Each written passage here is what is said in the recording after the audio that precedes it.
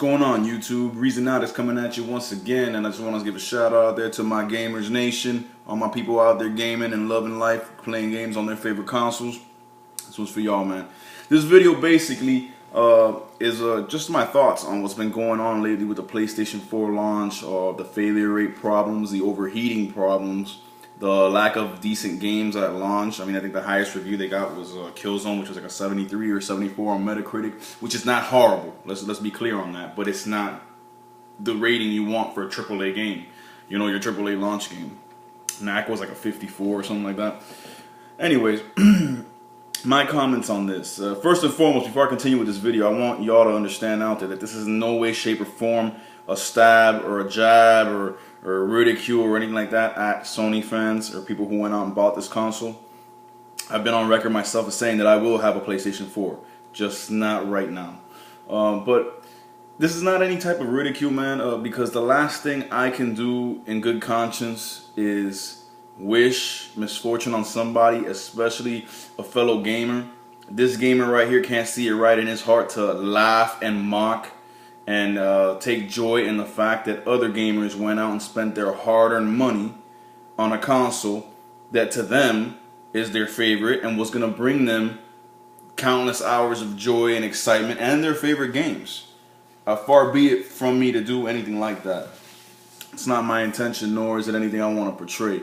But, you know, when it comes to the PlayStation 4 launch, is it refreshing to me in some way, shape, or form that the most powerful system, spec-wise, going into this generation is having these problems?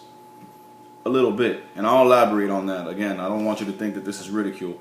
Is it refreshing to me that the most powerful console and its basic twin, its $500 twin, the Xbox One, are so much more powerful than the Nintendo Wii U, yet they have barely any, if any at all, 1080p 60 frame per second games planned, while the Wii U, that's so underpowered, has about 90% of its games that are coming out in 1080p 60 frames per second? Yeah, it is a little refreshing.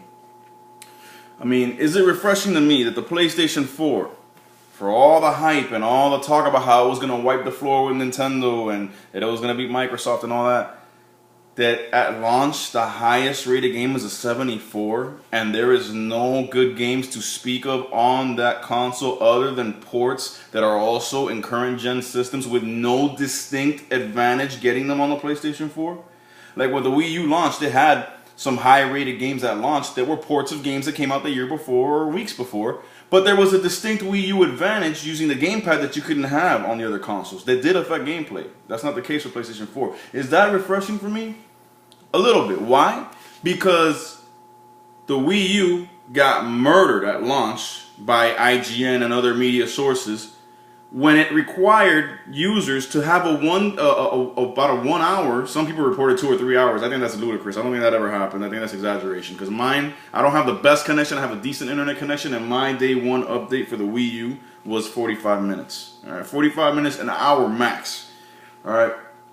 The Wii U got murdered on day one by IGN and a bunch of other biased ass sites and publications because of that day one update.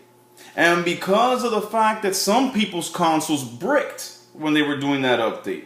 Well, of course, when it was investigated later on why it bricked, it was because these smart people decided to either unplug or turn off their system in the middle of the update, which is your own dumbass fault, and you deserve to have your system bricked. Now, for the people that, you know, by accident, their kid tripped on the cord or whatever and pulled that out and the system bricked, that's unfortunate, that sucks. But Nintendo has always been a company that's been willing to work with the customer. I had personal experience in that when my Wii broke down, the original Wii. So that's something that you could have called Nintendo about, and through warranty or through Nintendo themselves, had that taken care of, no problem. But the Wii U got murdered for that. But yet here we are with the PS4 having red light of death, blue light of death, all these different problems, overheating, being extremely loud, having no real games at launch. Yet they get somewhat of a pass. Gamers are lashing out.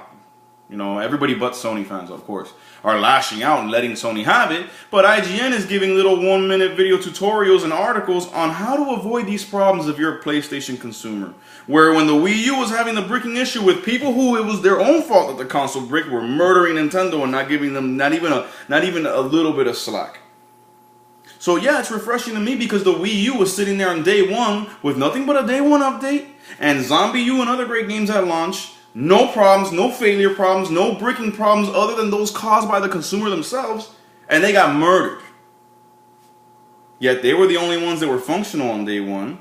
They were playing right out of the box on day one. They had great games on day one. They had a free, solid online infrastructure on day one. But here's Sony, and their network is down, and it's on and off, and the games are rated poorly, and the games, for all intents and purposes, suck for the most part, and it's having crashing and overheating issues, and this is not supposed to be refreshing to me, a Nintendo fan, when my system has always, every generation, whether we win or lose, gets ridiculed and gets looked down upon, and Sony and Microsoft get passes. Yeah, this is a little refreshing, I'm not going to lie. Again, it's not refreshing because people out there spent their hard-earned money for the system and now are basically being shafted. No, I take no joy in that because it's bad for the industry as a whole. But is it refreshing to me that this is happening at least in this time and place to Sony or to a Microsoft? It's going to happen on I guarantee you it's going to happen to Microsoft in 2 days when they launch the Xbox One. They're going to have network issues, their network is going to crash, and they're going to use the same excuse as Sony used, which is due to high volume. No, it's not due to high volume. It's due to the fact that your networks were based around DRM and now had to be completely restructured when you decided to scrap that, and so your networks aren't ready. But you're going to damage control that with your little lines about high traffic volume and all that bullshit. It's going to happen to Xbox One in 2 days. But my system, my Wii U, was ready on day one, never had performance problems, banged out amazing visuals, 1080p, 60 frames per second in a lot of cases, a lot more than you guys right now. And it's sitting there right now with, on the same day in 2 days when Xbox One launches, with the fucking probably game of the year and Super Mario 3D World, which is the highest rated game probably of 2013, getting nothing but 10s and high 9s across the board, ready to launch. And my online's still free. My OS has been updated so it's fast and streamlined. Me versus Bang, and the eShop is doing all it's doing. Am I bragging? No. What I'm trying to do is open the eyes of some of you people out there. Not to convert you to Nintendo, no. To open the eyes of the people who think that Nintendo's an afterthought and it sucks and they can't compete with the big two. And right now, it's in a hell of a lot better spot than the big two. Last generation, it destroyed the big two. I'm trying to get y'all to see something. You know what I'm saying? But anyways, man, I mean, it's just a shame what's going on with the PlayStation 4. Like I said, I will have one.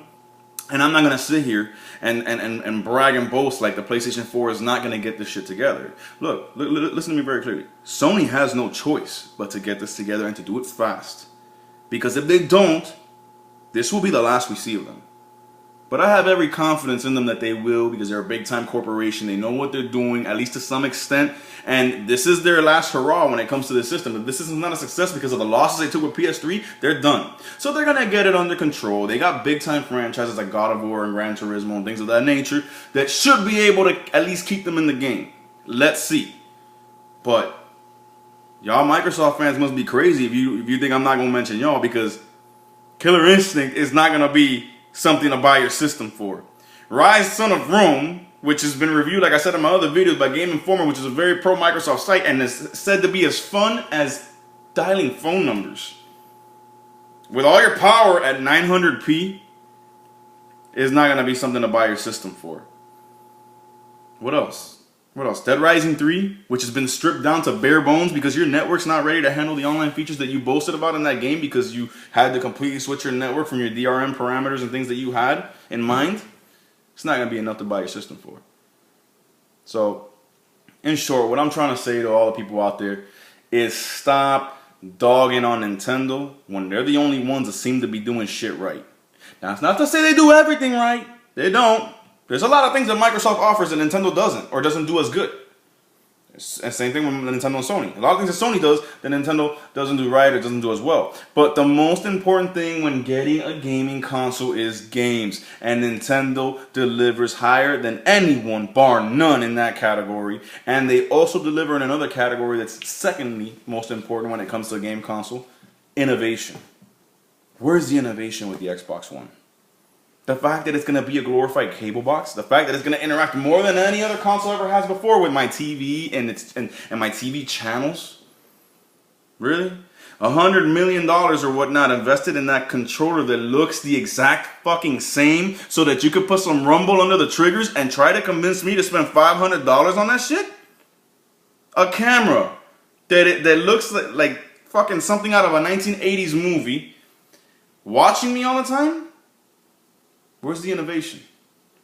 On PlayStation, ain't guilt free either. Excuse me. Where's the innovation on PlayStation side? The same exact fucking controller since 1995. With a little tacked on screen in the middle. The two handle prongs spread out a little bit wider. And a little bit more distance between two buttons. It's the same controller.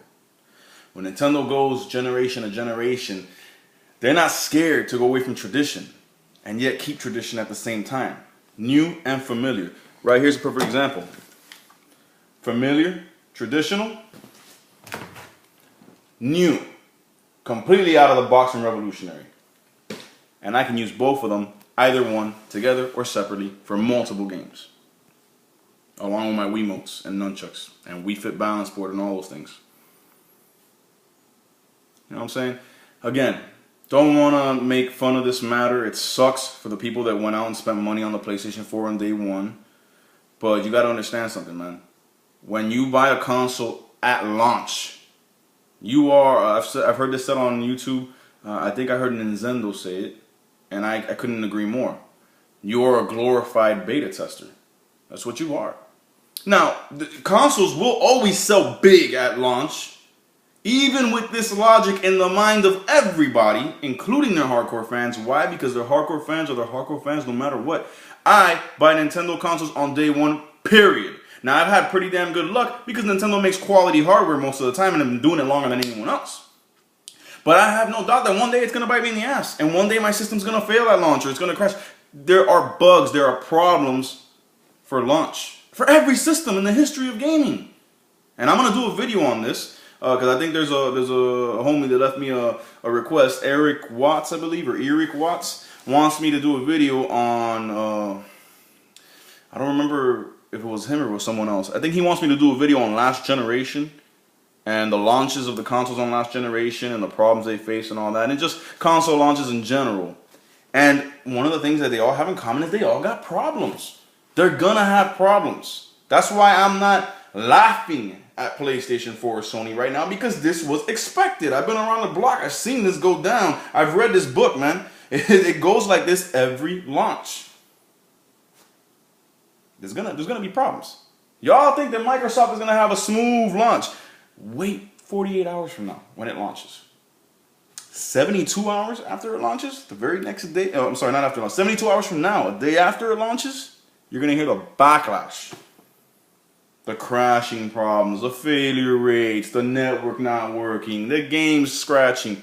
All that shit's gonna happen. It always does. And Microsoft has worse luck than anyone else because they don't know how to make quality hardware.